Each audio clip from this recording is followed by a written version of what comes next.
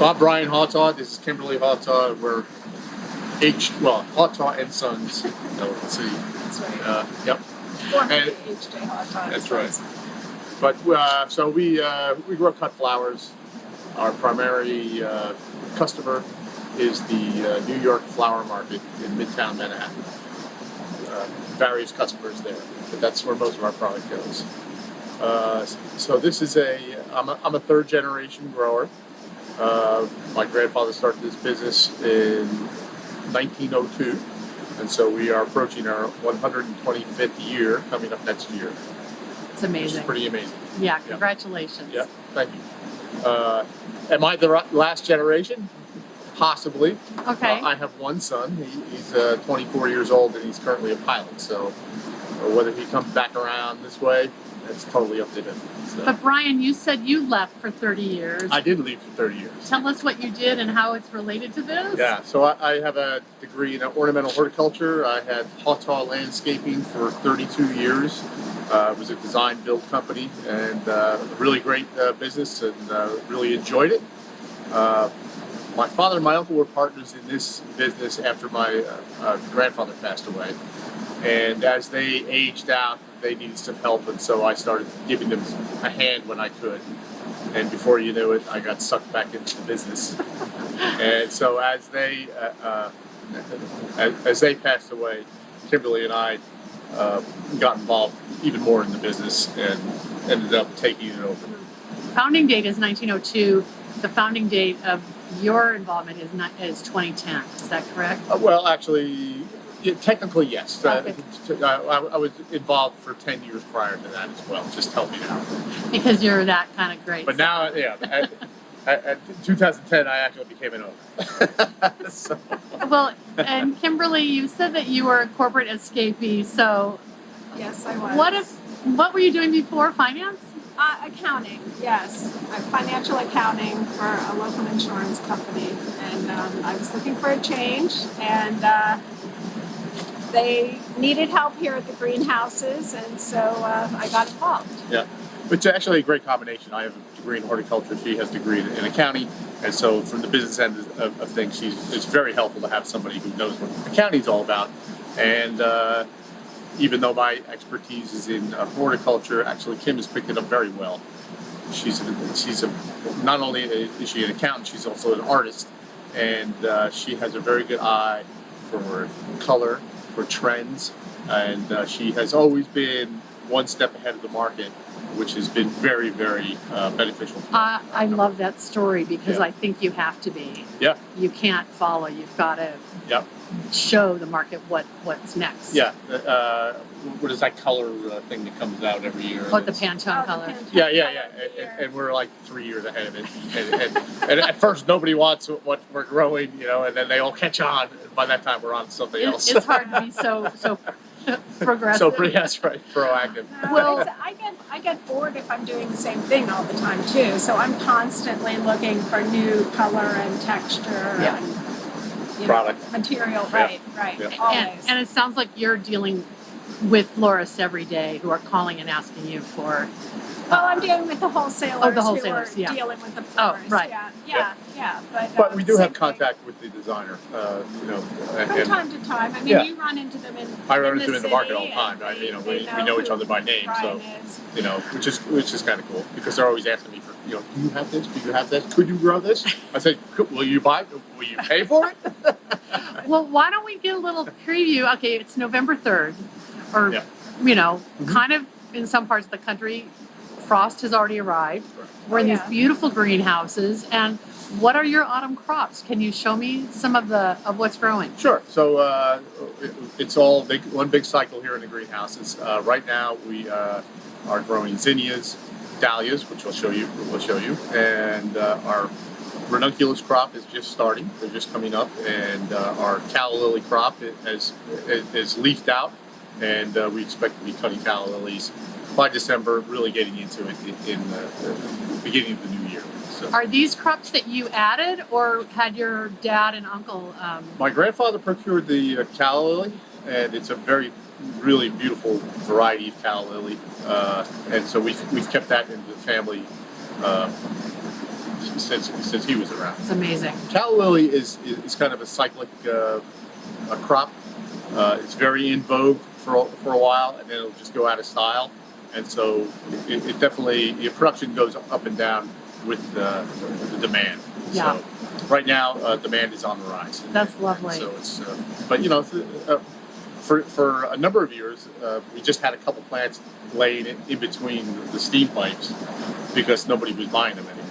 And then somebody asked my father to get some calla lilies, and he realized how much they were paying for them. And he said, "All right, time to start growing calla lilies again." So we'll see those when we leave this greenhouse. But Kimberly was also telling me about these heritage greenhouses that correct. You've rebuilt, and they're like the real deal. They're glass houses. Yeah, these are glass houses. This is you could consider these historic structures at this point. Exactly. So, I love it. The greenhouse we're standing in right now, it was probably manufactured in the 1920s.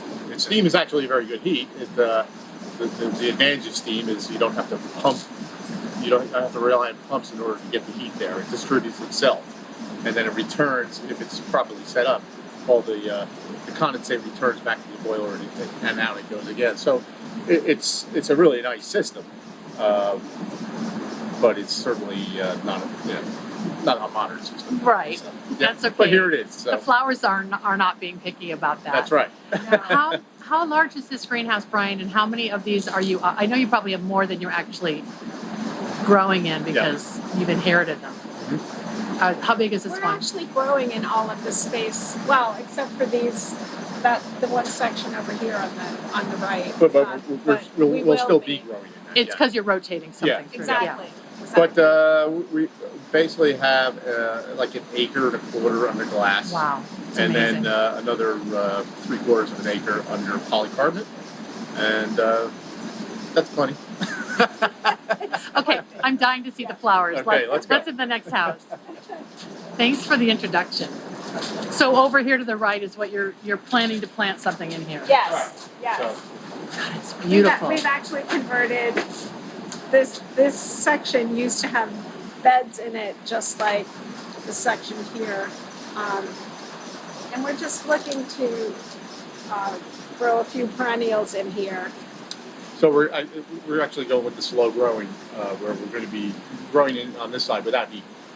We do have we still have the ability to push heat in here if we need to, but we are going to try to, like, we got dash, we got Virginia bluebells, we got bleeding hearts, things that we can push out in the spring but push out early.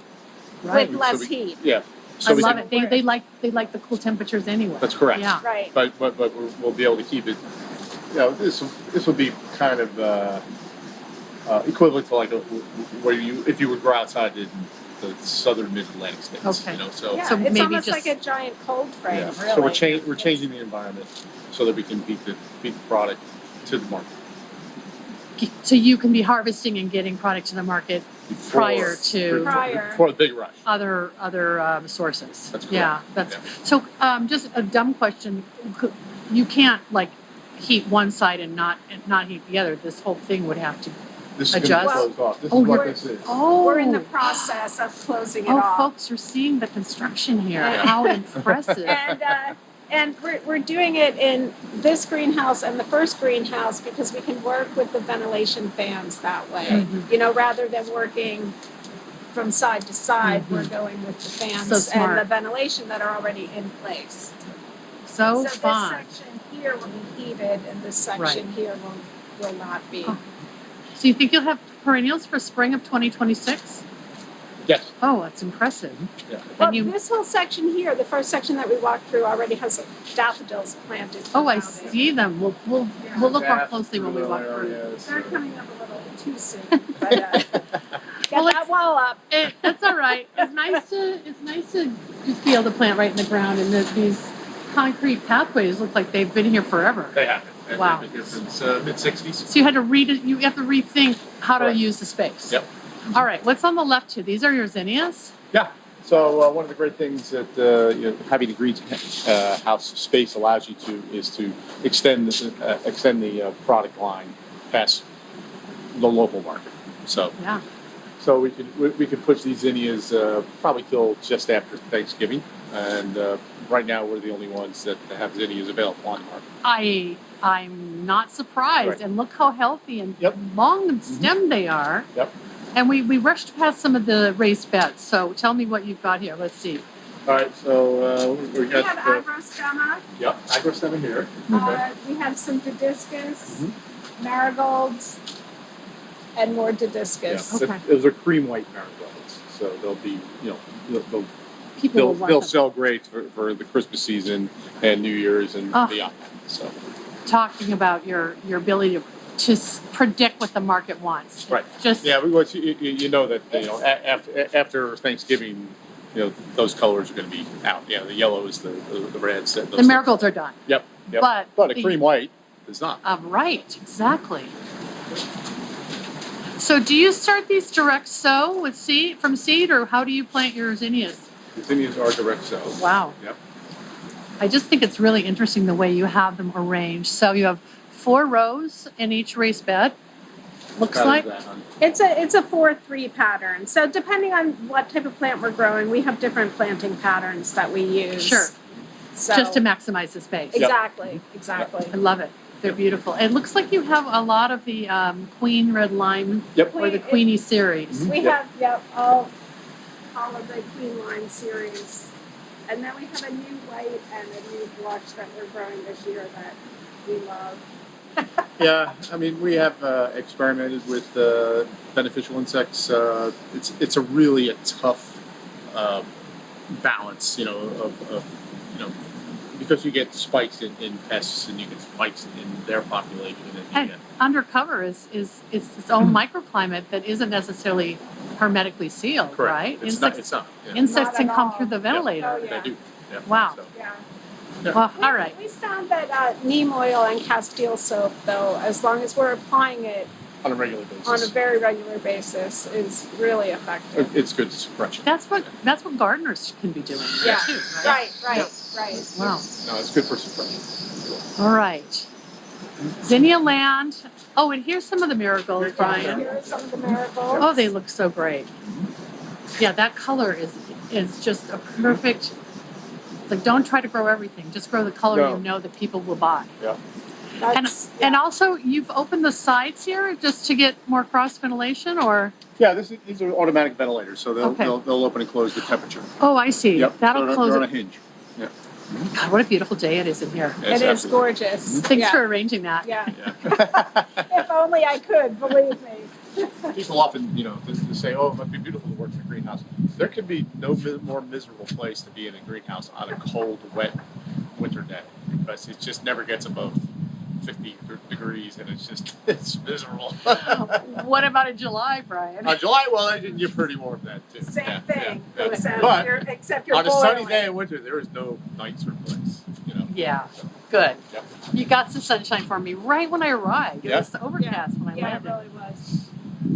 So we're moving into the next range. Oh my gosh, you guys. Look at this beautiful room. Oh, how many dahlias do you estimate can you even count, or is it more about linear feet? Yeah, it's more. I counted it in square feet, yeah. But do you have a count, an idea? No, I should have. Thousands. Yeah. So there's always a, right after dahlia season, there's always that. You go through what worked, what didn't work, what varieties you want to keep, what varieties you don't want to grow again. There's always some input from our buyers on what they'd like to see.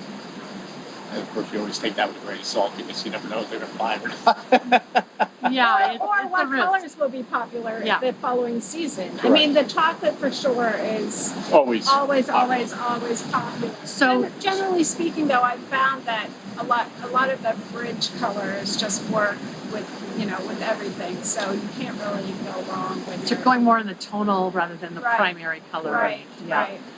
And are these? They're in the raised beds. You just plant the tuber and then. Plant the tuber. Uh-huh. We'll go Usually through. in June, the end of June is when we're doing our planting. Okay. A lot of dahlia growers are just starting to harvest at the end of June, and we're just getting them in. So because we're shooting for the end of the season. When everybody else in this area has been knocked out with frost, and we'll continue to grow these until a little bit after Thanksgiving. That's brilliant, because most people are planting early to mid-May in a field situation, right? Okay. And Once so the frost is finished. Mother's Day is kind of the guy that I always heard. Yeah. So you're planning, and you know your crop rotation and your color palette, your varieties, but you don't even get them in the ground until the end of June. We're not really geared toward growing for the summer because our market in New York City is dead in the summer. They're still open. There's still a lot, but there's a lot of them, and therefore the price gets down. So why even target that? So smart. So we really don't really produce much in the summertime. This is really wise. So you're adding the perennials in to kind of capture that early market before other product might be available, and then you're pushing the dahlias and some of the other things like the zinnias out to after frost. Correct. I love it. That's great. Minimize your labor, maximize your profit. That's the idea. We made the decision right when we took over the business that we wanted to have summers off to spend time with our son, and also because the market slowed down so much. It was just a fight to keep going. It was just an easier way to conduct business.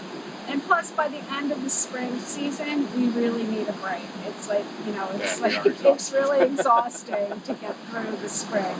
These seem so personal decisions, but they're also business decisions. Absolutely. Yeah. Absolutely. The house on the west side. We have more dahlias. We have campagnole, geranium, and then we have the beginning of our spring crop of ranunculus. This is how you first got on my radar, really, was I heard... The ranunculus? I kept hearing about these local ranunculus in New York from Hautau, and I was like, what's the secret? But it's because you've been growing them in this environment. Yes, correct. Yeah. And so you've started these now for what, like Valentine's Day, or? Well, a couple of years ago, I decided to stop trying to hit Valentine's Day because it's so difficult trying to time it with the weather, because if we have a cloudy December or January, that can really set our flowering back almost a month because the light levels are so low at that time of year. And then once after Valentine's Day hits, all of a sudden everything starts accelerating its growth in here. Because of the day length. Right, the day length increases. So you're not fighting it now? We're not fighting it anymore. Yep. And so working with Mother Nature. Are you shooting for Mother's Day then? Is that your next big holiday, or is it just all spring? All spring. All spring, really. I mean, Mother's Day is crazy, but we're just shooting for the entire spring. Just you can grow 3 beds of red and sell all kinds of red for Valentine's Day, and then the day after Valentine's Day, nobody wants red. What are you going to do with the rest of them? So unless you sell a mixed bouquet, right? Yeah, right. So why? So you're going for more of the Easter colors, the spring pastels. Spring colors. Yeah. Right. Yeah. We do so. And I've found a lot of designers look to just work in a small bit of red. So like if there's a picotee, if we're growing picotees or stripes, they'll work those in with red flowers. So they looks, play off one another, and it looks pretty then. Right. Yeah, I love it. In the spring now, ranunculus isn't your first crop because you've got the daffodils and you're going to have the spring perennials. Mm-hmm. Right. Do you do any other bulb crops? We did the daffodils and the fritillaria. But our other big spring flower is hellebore, and we'll show you that. Okay, shortly. I love it. I'd love to hear more about it. And what's down in the very back? Yeah, let's keep going down here. And I notice how you've got callows like tucked in everywhere. Years ago, I was in Australia, and I was doing a slideshow for a Rotary Club. What we do as far as landscaping and growing, and they saw the calla and they burst out laughing because it's like growing dandelions. It's roadside there, right? Oh, so these have been in for a while. They're starting to pop up like Yeah, so like 3 or 4 weeks. Okay. Yeah, yeah. Oh, they look so healthy. Yeah, they're doing well. Yeah. We did have some issues with our soil a couple years ago where we were just over fertilizing and we had a buildup of salts, and so we've kind of have done a lot of testing and done a lot of soil amendments and really have gotten back to a good Where healthy you like balance it. in our soil. So What's the white plastic rationale? Is it for light? yeah, light reflection and also weed prevention. Okay. Okay. We were spending a lot of time weeding. It was like there must be a better way. So you just got to be a little careful with how you manage your water with that because it's not going to dry out as fast. But it's been very effective as far as weed management. So. Oh, I can't wait to come back and see them in the New York market. You should come back in March. Okay. It's the Yeah, best this whole time. place- Okay. Everything, all of the greenhouses will be exploding. I'll try to make my way back. Otherwise, I'll have you text me some photos. Yeah, and this is all white from Callan's. And Yeah, these are for, These are the callas. Calla. but they're in pots rather than Correct. Yeah. Correct. In the first greenhouse, there were some that we had planted In the ground. in the in ground. the ground because we will be heating that area and there will be a wall up behind them. So And you'll get those earlier then. Yeah. right. Yeah, It and was they a do way get- for us to maximize the space. They do as get well. larger also if they're in the ground. The reason we put these in pots is we like to every 4 years or so rotate another row out and divide it, clean it up, and replant it. Sure, make more. Make more. Make more, but also just to keep them more vigorous. So They look really healthy too. Wow. Yeah. So are you saying that when you said your grandfather grew Kellas, do you still have some plants off of his original? these are all from the original plants. Really? Yep. That's like the family It's an heirloom. heirloom. Yeah. Since the 1920s. That is incredible. So when you talked about the vigor and the health, Yeah. you know that this has got good genetics. Oh, absolutely. Yeah, Wow. and it's got good genetics from the standpoint of the flower itself is very creamy, pure white, and just velvety smooth. It's got a nice curl to it. So it's just a really nice variety. I love it. That's impressive. I wish your grandfather knew what you were doing. He'd be so pleased. You would. Down on the end here, we have some stephanotis and then we have sweet pea planted. They're just starting to come up now. Which this is something we start from seed. Okay. Also. And you're trying to shoot for a spring harvest on those too. Yeah. Wow. So Yeah, depending on how mild it is, that we have had it in December. Like one year, it was so mild, and they were so happy growing that. and people were probably thrilled. Oh yeah. Yeah, But this time generally, I think we'll have them by the end of January. Okay. Oh, the weather's a crapshoot as usual. Even though you're inside a greenhouse and you have a controlled environment, there's nothing replaces sunlight. And if we've had some years where we haven't had a stitch of sun from November 1st all the way through Christmas. It's like, but and Brian, you're talking about also day length, right? correct. Like it's great to have a sunny day, but if sun sets at 4:30, Yep. it doesn't really You're perform. counting on that sunny day. But that's why we have started lighting them. Yeah. So we have lights on the sweet pea right now to get it going. We Oh, also right. have lights on the dahlia. Yeah. Oh, I to see keep that. going, Great. because they Those are all really, LED lights. It's not the most sophisticated LED, but they're pretty effective. But you won't turn them on until. They'll come on automatically at around 5 o'clock. Oh, And okay. they'll stay So on till every 10. day. Yeah. if it's exceptionally cloudy and rainy, we have them on during the day as well. Yeah. So. But they make a huge difference. And So they're right- getting these lights all night long then. They're not on all night. Oh, okay. No, they're on a Just- timer, so they go off. If you kind of calculate how many Yeah. hours you want. Okay. Yeah. Oh, And then at great. night, the shades close, the curtains close, and that kind of keeps the heat in, and that helps a lot to keep the So heat. all the ceilings then have this accordion. Right. In these two greenhouses, the Yeah. first two that we walked through do Don't not have have those. the shade cloth. I love it. It's nice. Okay, show me the hellebores. Okay. It's also like you guys have an instinct for what is the sexiest flower that everybody wants. Yeah, we've actually been pretty successful in predicting what's hot and what's not. My next newest thing. This is an old-fashioned double-flowered deutzia that is just unbelievable. I found this plant on a landscape job, and it's the only one I've seen. I've looked for it online. I can't find it, so you're propagating it. Propagating. When will we see this in the marketplace? It's going to be like 2-3 years. And the deutzia is kind of the pink color flower? No, this is pure white. Pure white. It's got a little blush to it, just tiny. Okay, okay. So but it's but all the deutzias that are being produced today is being produced for landscape value, and so they're all small.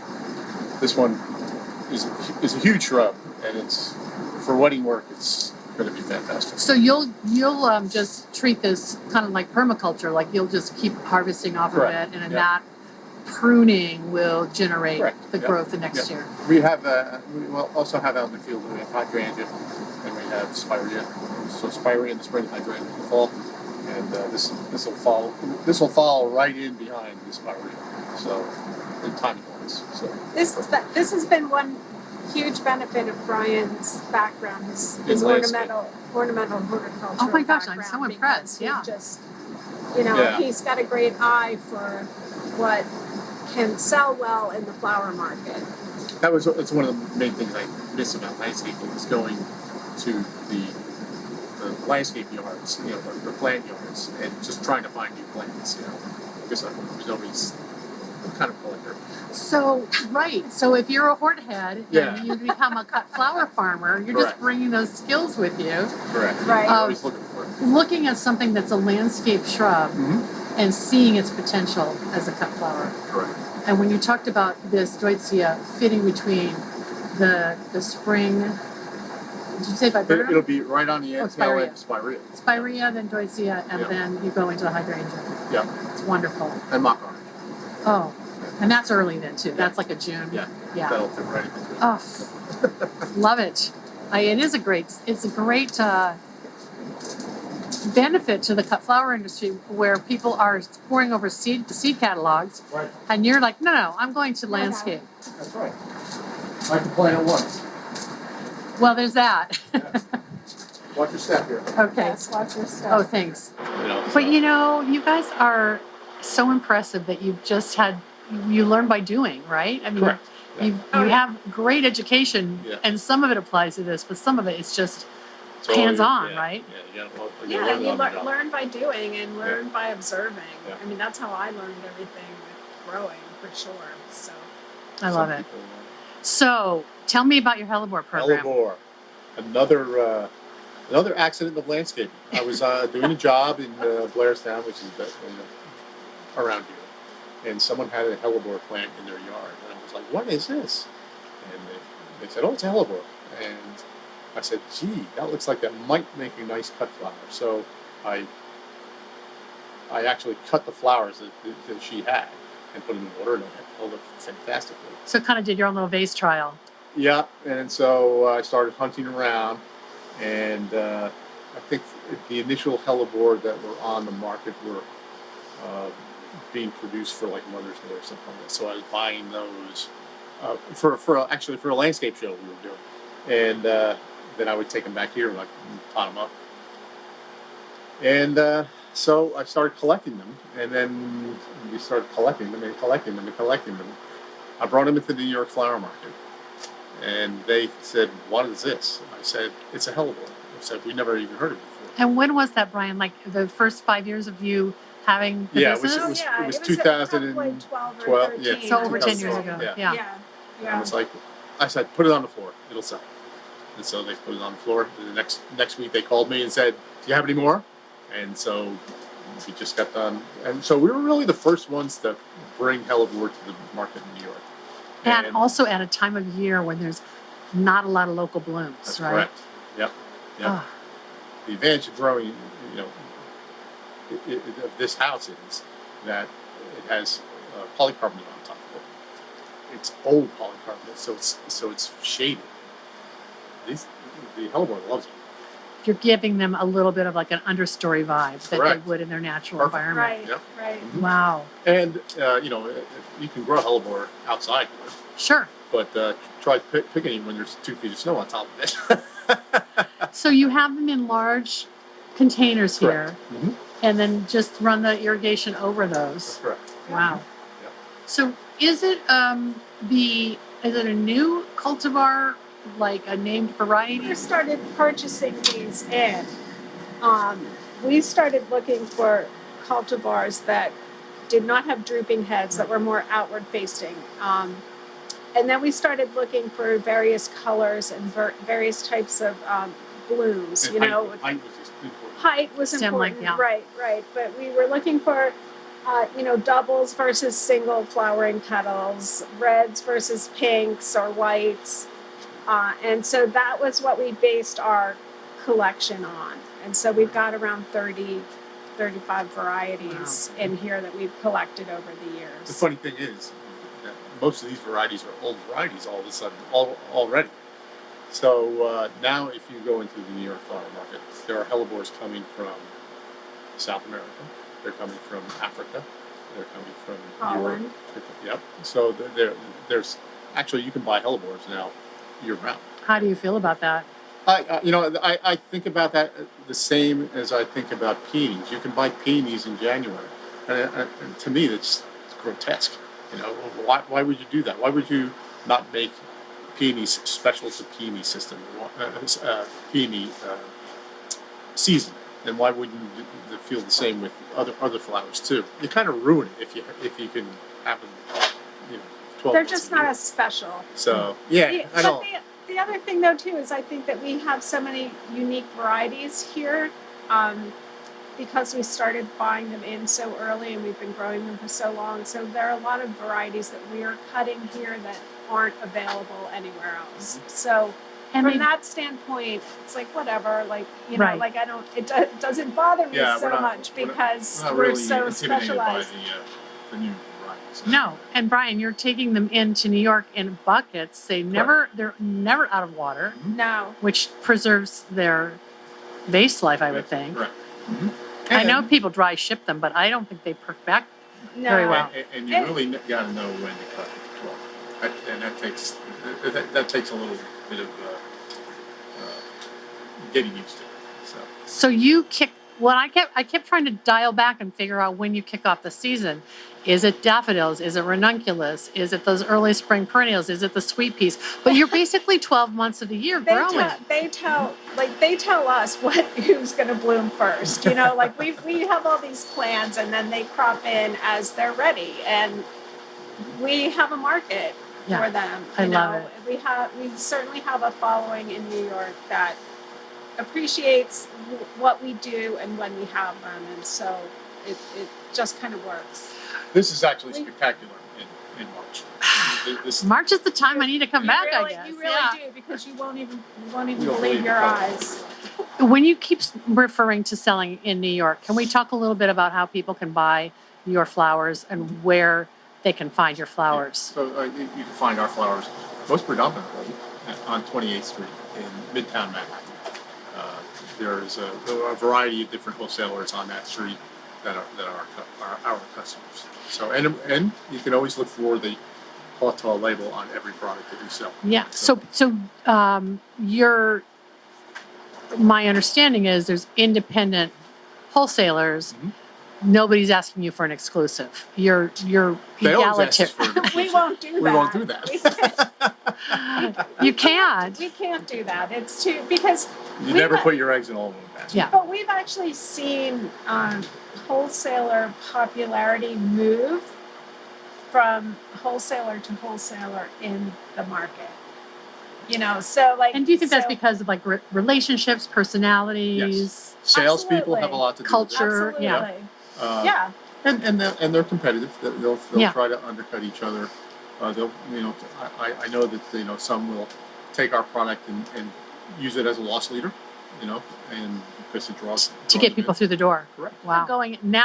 She was saying you go once a week because it's fall. I'll be going in on Wednesday morning. Okay. Yeah, our production is pretty low at this point. You in still the want to. season. You still want to show up with some goodies for Correct. people. Of course, Yeah, of yeah. course.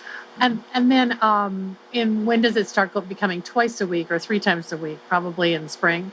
Yeah, Probably March, I would say. Definitely in March. Maybe February, depending on the weather. Yeah. So mid-February, March, April, May, June it'll start tapering off a bit. And then you'll go on vacation for and then a by while. July we're done. Yeah. When do you leave here to head into the city? The alarm goes off at 3 a.m. I'm out of here at 4. I hit the tunnel at 5. I'm home by 7:30. And how many mugs of coffee do you need to get through that? I have one on the way in and one on the way out. Oh my goodness! Wow. And when does your day start, Kimberly? You're not up as early as Brian. Well, the dog is getting me up at about 6:30 in the morning. So, Well, you said but I'm not. Here it depends on what I have going on. Yeah. A lot of times, I prefer to do paperwork early in the morning because that's when I'm freshest. Yeah. But it depends. If I have someone local who might be coming in to pick up, a few bunches of flowers or whatever, then I'll meet them here. Sure. when I And need you to, live so- nearby, right? Oh, right down the street. Yeah. Yeah. I don't know if We you. can't be far away, especially in the winter time. If there's a problem with the furnaces or something, we need to be here. You probably have some app that tells you if there's a problem over Yeah, here. this is an alarm. Yeah. Uh-huh. Oh, I hope that Yeah. doesn't happen this winter. Let's not. Do you? Your dad has passed away. He's passed away. Okay. Mhm. Wow. He's been gone for 17 years. Wow. What would happen to this company if you two hadn't decided to change your whole lifestyles and get? It would be gone. Would it? Yeah. Mm-hmm. Because you said your siblings weren't interested. No. So I mean, they got their own careers. Yeah. It's good. Oh, well, and that's the nature of Yeah. family businesses, right? Yeah. Maybe When one. we all grew up in it. We were all put to work in it. Yeah. And a lot of us were bright enough to move away. So, What was your earliest memory of being in these greenhouses, Brian? actually, I remember being in the greenhouses before they were here. Oh, the other So- location. So the original greenhouse range at Burningfield, yeah. And so, yeah, I just remember them being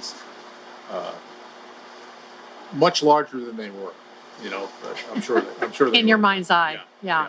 And were you weeding? Were you playing? Or I were was- you I was underfoot? playing, yeah. I was a 4 or 5 year old, so I remember playing. I remember being terrorized by my cousins. They would hang me over this open pit of dark, murky water. On Child my legs. abuse. Yeah. Kimberly, when you first started dating Brian, what was your first memory of coming to the greenhouses?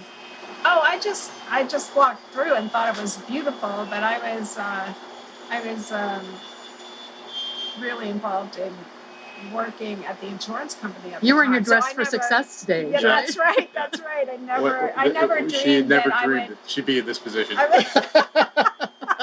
It's true. I never dreamed that I would own this business one day. I hope people in the greater New York floral industry realize what a precious, special story there is here, and that you're giving them something that would be very hard to come by locally.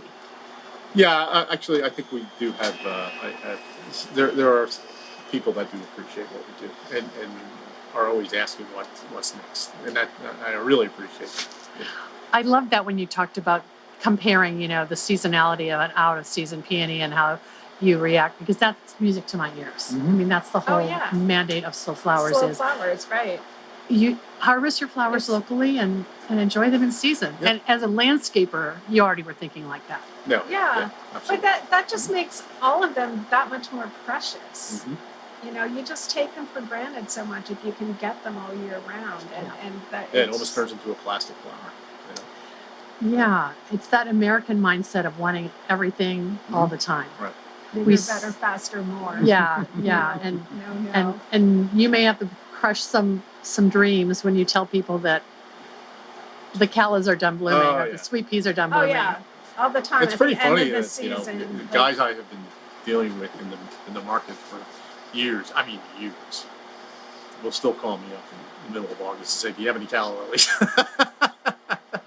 So, Well, I'm going to thank you both here before my battery dies. yeah. Thank you so much for the tour, and You're welcome. Thanks I'm for coming out. So and, excited to visiting. see it. Yep. Really appreciate it. All right. Thanks, Deborah.